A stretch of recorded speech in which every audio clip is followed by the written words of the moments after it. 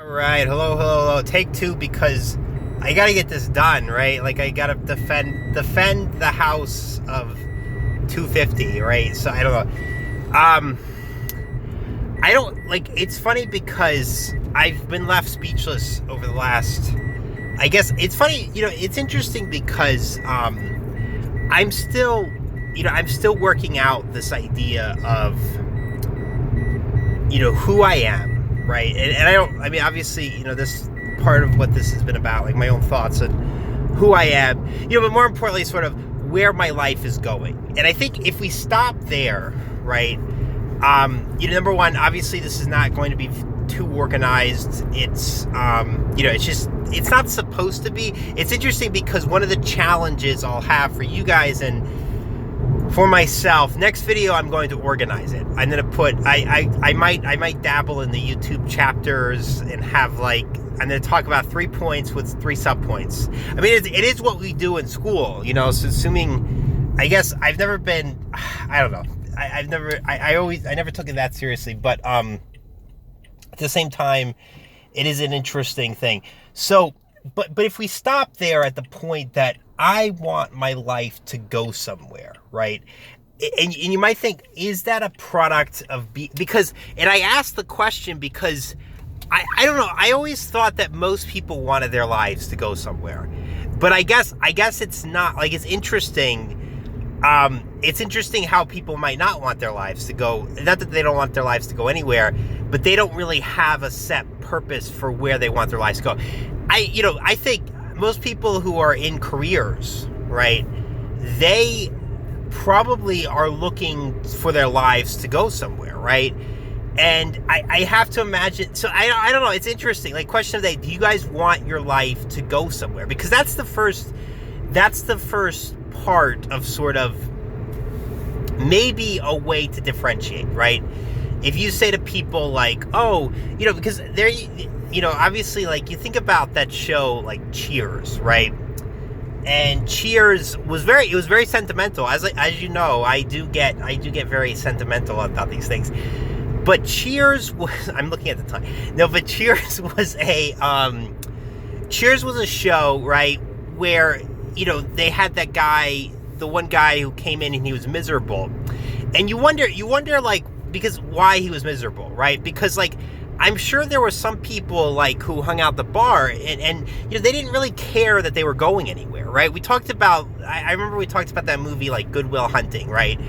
And one of the things that there was sort of this understanding that the people that were living in that place their whole lives, they didn't have anywhere to go, but they didn't really have any drive to go somewhere. And you could say drive/ambition. Now, I'm not here to say people, I'm not here to, I'm doing my clicking noise. I realize I do this a lot. Because I have to stop myself so much with the sort of ethics, whatever. I'm not, in other words, I'm not here to say, people don't have drive and I do, because I think that's, lately, I think I've been wondering where my drive is. But I'm also not here to say that people, ought to have drive, right? I'm not saying that, but I do wonder, you talk about, different ways to sort of categorize people, and you might make a distinction for having drive versus not having drive, right? And I don't know, it might not be in other words, certain people can be artificially driven, right? In my opinion, school artificially drives you, right? This whole idea of you're passing from grade to grade. It's the illusion of progress, right? And you're not really, and so you might believe that you're actually driving when you're actually sort of artificially driven through school, right? That's a very interesting concept. But I think that it's also the case that I do wonder if there's on a very broad level, we can say certain people have a drive to go somewhere. And whether that be, like I said, people, have drives with YouTube channels. Some people I've watched, I must say, I'm just going to say this right now. I've watched, and I don't know sort of what was behind it, but I've watched certain channels blossom for sure, right? Maybe, It's just funny, but you do you do sort of see people who are really putting a lot of effort into stuff, and I guess some people have always wanted to put effort from the beginning, right? And so it's interesting in that regard, but it is the case that there's this idea of drive. Now, I would contend that having drive is a good thing, right? We also might ask ourselves, what characterize, like, is having drive, I mean, I would say it's a positive thing. I think people ought to have drive. To me, like, the fact that I don't have drive, like, to the extent that I don't think I could live with myself not having drive. Like, imagine, like, if I were sort of Norm from Cheers, or anyone from Cheers, just kind of hang out at a bar all day. It might be fun, but eventually you're going to feel very bad, especially if there's nothing like sort of new, or if there's no sort of push to do something. So I think for me that would be a very, very hard thing to deal with, right? You're trying to go somewhere, and I'm having to fight at my own job, right? I've talked about my job a lot.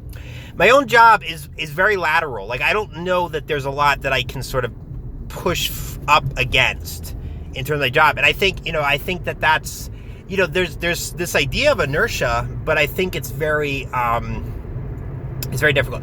So we might think whether drive versus not drive is a way to broadly classify people, right? And we might say that those who don't have drive and go by sort of just their sort of, the events within their lives are very more sort of laid back people, right? And then people who are very intense have the drive, at least have some direction, at least, they take on projects with the idea that they're going to do something with them. They might be not laid back people. So you might partition people in that way, right? And I'm not saying, and then it's obviously just like anything else, right? If you put two categories, you obviously have to draw a dividing line. And the dividing line is where it's difficult, but then it also, in other words, like, because there's a dividing line, it becomes, because there's only two categories, there's always going to be, and they're not purely physical, there's always going to be the question of, how do we know which side you are, right? The forced choice that you have to make there, right?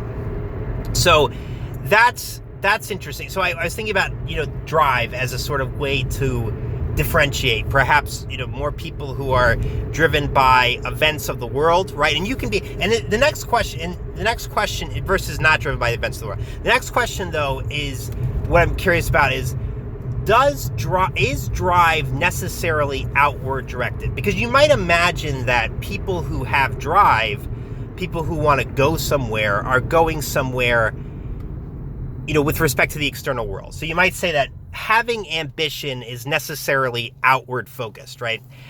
I don't know how I feel about that, right? Because I think that, to me, like, inward focus doesn't, like, a lot of people, like, it seems to be like, if you're inward focused, you're necessarily not going to move anywhere in the world because you're only focused on the subjective element, right? So you might say, well, if I'm always like in my head, in my sort of imagination, I don't care where I'm going in the outside world. I mean, I can see some merit to that, right? I mean, I think certainly if you're always imagining stuff in your room, like that, that song, like Jackie Blue lives her life from inside of her. She might be the prototypical person who's very, like, imaginative and in her head, right? And so therefore, like, she's not someone who's ambitious. And so if you're not ambitious, but if you have drive, you're necessarily out focused. Question of the day, what do you guys think about that? I'm not sold on that. I don't like, in other words, I don't think that in order to get ahead in life, you must necessarily be, because essentially that's what we're saying, right? If we're saying that in order to get ahead in life, you have to have drive. And in order to have drive, you have to be outward focused. Therefore, in order to get ahead in life, you have to be outward focused. And so it's interesting, because what if I inwardly focused wanted to be better for myself, right? So in other words, like, I'm selfishly motivated to get ahead, but it's getting ahead with respect to maybe material gain. I don't know. I just don't. It doesn't sit right with me. But it's an interesting thing, and I'll end it there on the 5 11 thoughts, because it is interesting, right? Like, those who get ahead in life are necessarily like sort of encroaching on maybe a natural order, you could say, right? I'm just trying to think about the stuff.